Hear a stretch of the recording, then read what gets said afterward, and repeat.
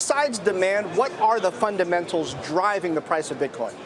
That's fair. I mean, I think that overall, anytime we have some sort of macroeconomic uncertainty, people rush to that risk-off trade, and that could be gold, it could be Bitcoin, but Bitcoin's certainly been a benefactor in that respect.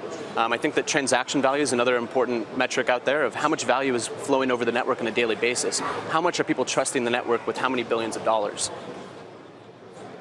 Well, I still can't figure out why it would be a surprise if Bitcoin dropped to $1,000 per Bitcoin as quickly as it's gone up to 11,000 from 1,000. It would make just as much sense from a demand perspective. And even if that did happen, if Bitcoin lost 85% of its value today, it would still be up more than 40% on the year. Yeah, which is great. And if the long-term trend is going to much higher prices, short-term volatility is not going to matter.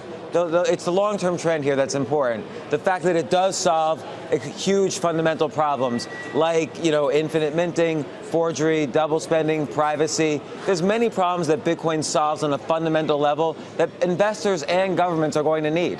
So finally, we covered Diamond's comments pretty heavily when he called it a fraud. John McAfee, for whatever it's worth, says he now predicts $1 million by the end of 2020. Do you guys have targets or not? Yeah, I'll say $1 million by 2020 as well, easily. It seems reasonable. I'm not putting out too many price targets these days, but that seems reasonable. I mean, listen, as with most major technology shifts, let's think about what young people are doing. 32% of young people say they prefer Bitcoin to stocks. 42% of millennial males say they plan to purchase Bitcoin in the next 5 years.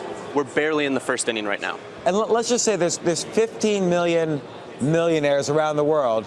All their financial advisors are going to say, hey, buy a Bitcoin, you need some exposure. There's only going to be 21 million Bitcoins minted ever in history. That's going to also drive demand. James, Spencer, we're going to keep covering it. Let's do it.